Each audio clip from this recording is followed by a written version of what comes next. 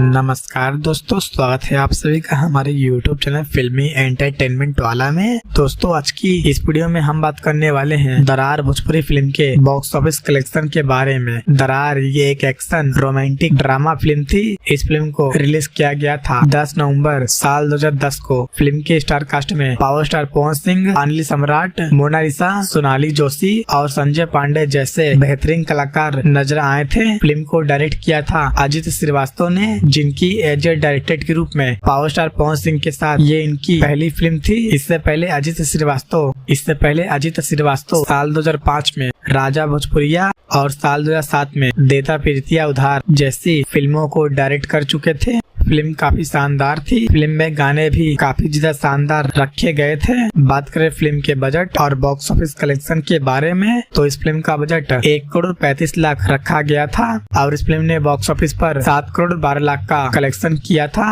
और ये film box office पर सुपर हिट साबित हुई थी। तो दोस्तों आप सभी लोग ने इस फिल्म को देखा या नहीं देखा है कमेंट बॉक्स में जरूर बताइए और ऐसे ही इंटरेस्टिंग वीडियो देखने के लिए वीडियो को लाइक और चैनल को सब्सक्राइब जरूर करें।